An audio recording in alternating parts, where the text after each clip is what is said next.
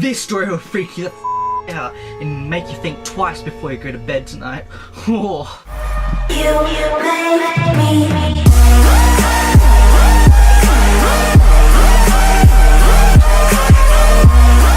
Hey yo guys, I'm having a scary day. You're having a happy day. Believe it. Today's topic, Snapchat. More people reportedly use Snapchat than Twitter every day. Snapchat may have just passed Twitter in daily use, according to the Bloomberg. There are 150 people using Snapchat every day and only 140 people using Twitter every day. It's that time of year again, kids! Halloween! Halloween. Your period. Ew. Okay guys, I've got a scary story for you. From Mr. Nightmare, link to the video in the description. And the year before. This story takes place during the summer of 2015 when I was 14 years old. I would Snapchat this one friend of mine regularly. We were both on each other's best friends lists. I'll call him Ben for this story. One night, he hadn't snapped me in a while, so I sent him a funny picture. He didn't open it for a while, so I sent another funny photo of myself. Coincidentally, I happened to be in the app when I saw that he finally opened them.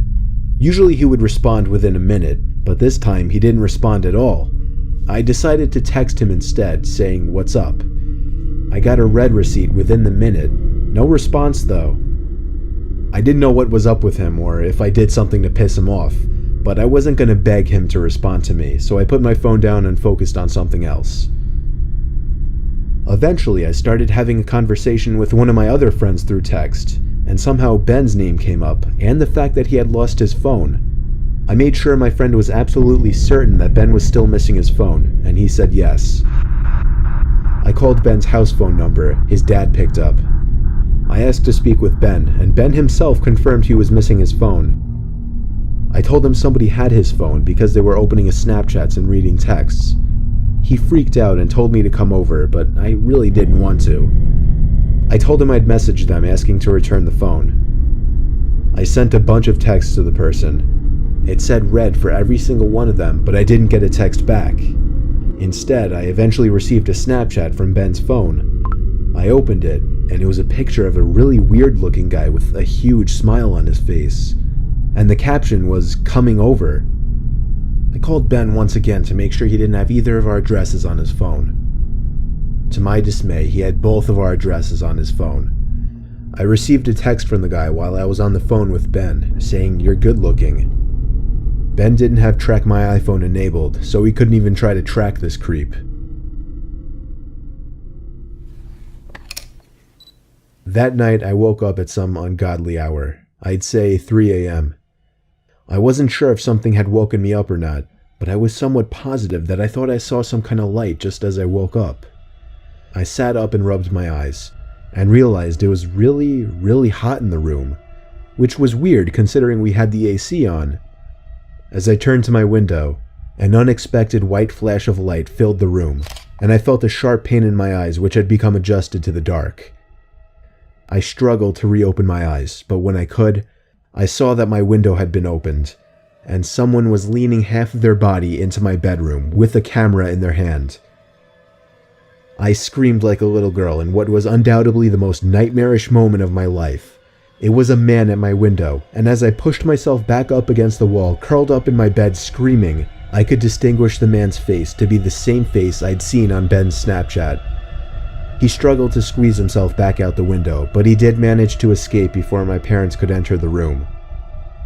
We contacted the police that same night and had them track the phone. They found the man in a house 2 miles away and arrested him. Ben got his phone back and I got peace of mind, knowing the creep would be behind bars. Messed up. I have shivers down my spine. Okay, so there's many features on Snapchat that can be used for stalking, like, let's see, bit emojis and snap maps. So, let's take it over to the news desk. Oh, okay, Sherry. FBI is now warning about a smartphone app that could make your child vulnerable to sexual predators. It's called Snapchat, and it lets users send photos that vanish in a matter of seconds. The FBI says pedophiles are using the technology to lure young victims, and as 10TV's Maureen Koshat reports, even adults can fall victim to people using the app to do more. Okay, and we're back. Okay, so our first topic is Snap Maps. It uses something called action emojis, and it reads the time of day, location, and even the speed at which you're moving. It assumes it's 7 in the morning. Andrew is sleeping, which is why he is there dozing off on his couch. Now, it's all fun and games, and as you saw in that video as well, you can find out what your friends are up to on the other side of town. But it is, as you mentioned, raising some concerns about security and privacy. Some people pointing, safety experts saying that it could be used to bully people, that it could be used to stalk people. It is a feature that you have to opt into if you're the type of person who maybe blasts through those privacy settings really quickly and just pushes agree. You might have this on without knowing it, or you might forget to turn it off. Now, the concern is that for young people who might not know that they have this feature enabled, it would enable people to find them unbeknownst to them, or even adults. And for you who probably use Snapchat, you'd be like, yeah, that's not even stalking. So, let's say stalking. Stalking to pursue or approach stealthily, or second definition, stride somewhere in proud, stiff, or an angry manner. Let's see. To harass or prosecute with an unwanted or obsessive intention. So I think that probably is, you just like, oh, you open up Snapchat, whoops, let's scroll out, oh look, there's Ryan. Oh, what's he doing? Oh, he's on this street. It can even go down to the nearest feet. So it's not only on children, it can be even adults. So that's pretty stupid of them. Probably thinking, Joe, what about bit emojis? Bit emojis are just emojis, but for people. Okay, so let's see, watch this. See? Like when you're texting someone, the bit emoji pops up when they read it and then they crouch down. Looks like friggin' stalking there. It reminds me of clown now. Fucking scary. Second topic, streaks. Ugh, these kids. These chap snaps. Addicts, I say. Yeah.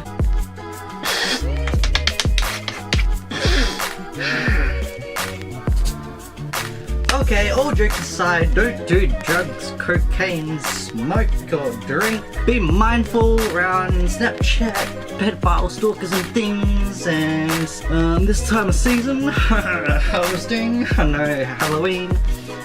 So, like, comment, subscribe. You want some? Let's go.